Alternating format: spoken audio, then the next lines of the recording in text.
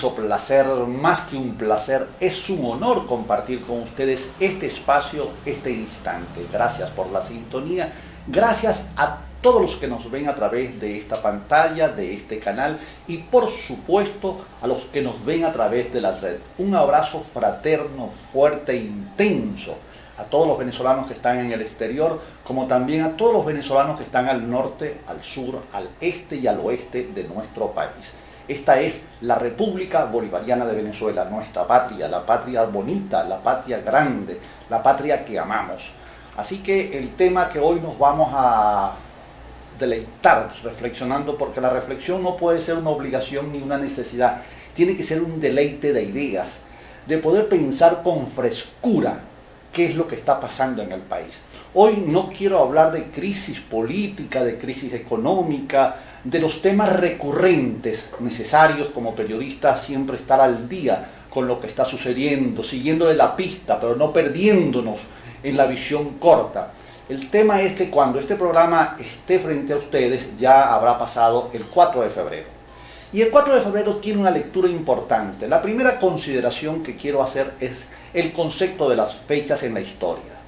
No veamos la historia por sus fechas, por si el 12 de octubre de 1492, por si la fecha cuando muere nuestro padre libertador, la fecha cuando llegaron acá el gobierno de la dictadura de Juan Vicente Gómez, la fecha del 23 de enero cuando cae el dictador Marcos Pérez Jiménez, y el 27 y 28 de febrero. Las fechas son referencias pragmáticas, precisas de la historia, pero no son la historia. La historia la hacen los pueblos, son los procesos sociales, los procesos humanos, los que revierten, transforman, convierten un hecho particular en un hecho inolvidable, trascendental, inolvidable en la memoria y trascendental en el impacto que tiene dentro de nuestras vidas internas y nuestra vida externa. De tal manera que si bien el 4 de febrero es una fecha importante en la historia contemporánea de Venezuela, vamos a verla en tres tiempos: en el tiempo pasado, en el tiempo presente y en el tiempo futuro, o por lo que se dice también en prospectiva. Es decir, ¿qué representa o representó? Yo diría representa, porque todavía se escucha el discurso chavista. Hay un gobierno chavista sin Chávez, hay un partido creado por el comandante Chávez y que existe y que está en el poder, fuertemente anclado en el poder, pero también hay una sensación de que no hay una relación entre lo que se planteaba y lo que estamos viviendo. Analizado de esta manera, sin ponernos esposas en las cabezas, sin ponernos ataduras en el pensamiento, veamos el 4 de febrero sin apasionamiento, pero tampoco sin adulancia. Quienes creen en el gobierno actual, quienes militan en el partido del gobierno actual, han hecho e hicieron eventos por todos lados, festejaron, celebraron, lloraron, recordaron, hicieron todo lo que se hace regularmente cuando estas fechas llegan. Si nos vamos a la vida cotidiana, cuando celebramos años y tenemos la posibilidad de compartir con nuestra familia una torta, una noche, una fiesta, una parranda, porque estamos arribando a los 15 años, a los 30, a los 60 años, a los 80 años, cuando se conmemoran los aniversarios de boda, en fin, es una fecha para pensarla, porque de alguna u otra manera se dividió la historia. La historia de Venezuela no es una línea recta. Ningún país ha tenido en 3 siglos, en 4 siglos, el mismo tipo de gobierno. Han cambiado. Pero los parámetros sobre el cual podemos analizar nuestra historia es que el zigzag, los cambios que hemos vivido, no han servido para crecer como pueblo, no han servido para proyectarnos como nación, para fortalecernos como república.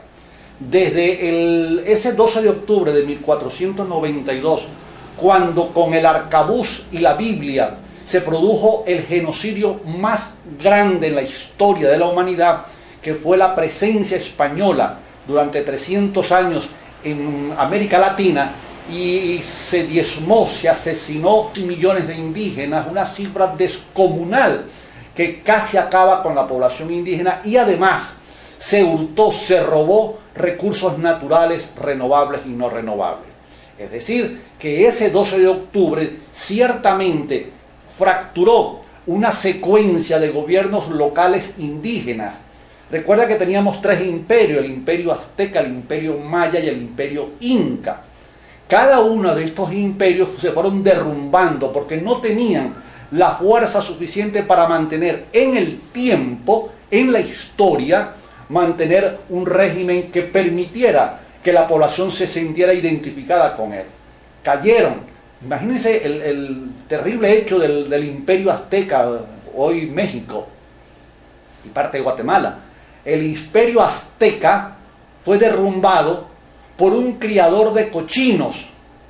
Hernán Cortés era un español que criaba cochinos, y en esa diáspora de invasores después de Colón, cuando la corona española, derrumbada como imperio, recibió ese aire, ese hálito para nuevas tierras, en camino hacia las Indias, Colón descubrió por accidente nuestro continente y se consiguió con una mina, un tipo de recursos naturales no renovables y renovables que le daban un respiro a la economía fracasada del imperio español.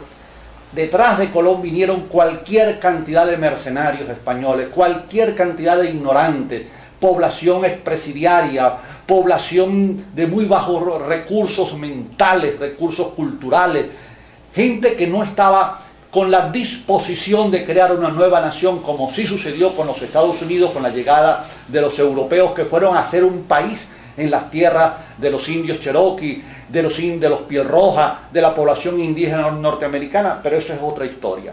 El tema es que ese 12 de octubre tenemos que siempre verlo no como una fecha simbólica, sino con dolor, como recuerdan los japoneses el 6 y el 8 de agosto de 1945 con la bomba de Hiroshima y Nagasaki, como recordaron recientemente los alemanes esa tragedia que se llamó la Segunda Guerra Mundial y el gobierno nazi, el campo de concentración de Auschwitz, donde se murieron cantidad infinita de judíos que fueron asesinados. Nosotros vamos a ver este 4 de febrero desde otra perspectiva, sin apasionamiento, ni de alegría ni de odio. No podemos concebir la historia con una pasión desbordada. Con alegría, yo creo que sí. Con odio, nunca. Pero los pensamientos, los crecimientos, las reflexiones tienen que ser siempre para vernos lo que somos, de dónde venimos y hacia dónde vamos. Si nosotros en esta fecha del 4 de febrero no estudiamos a fondo, no vemos qué es realmente lo que pasó y qué nos está pasando, si ese hecho militar, estrictamente militar, únicamente militar, exclusivamente militar, es realmente abominable en nuestro pasado o representó la ruptura de unos gobiernos altamente corruptos, altamente entreguistas, altamente ineptos. Porque nadie puede negar, sin entrar en las disquisiciones de la Cuarta y de la Quinta República, que los gobiernos de Acción Democrática y COPEI, desde que cayó la dictadura de Pérez Jiménez hasta la llegada del comandante Chávez, esos 40 años fueron 40 años de terror, de torturas, de asesinatos, de desapariciones, de derroche, de entreguismo, de consumo excesivo, de pérdida de valores, donde lo que se aplaudía era lo que venía de los Estados Unidos, mientras que nuestros artistas vivían en la pobreza. Nadie puede tapar el sol con un dedo. Y 40 años de una historia triste, de una historia innoble, inmerecida, donde pudimos haber comenzado una nueva nación a partir de la conquista de la democracia y de la explotación racional de nuestros recursos petroleros. Ninguna de las dos cosas se dio. La democracia solo sirvió para que dos partidos se turnaran en el poder para robar, no para gobernar al servicio del pueblo, y para que nuestro petróleo fuera entregado abiertamente a Estados Unidos de América. Vamos con los compromisos de este canal y seguimos en este espacio.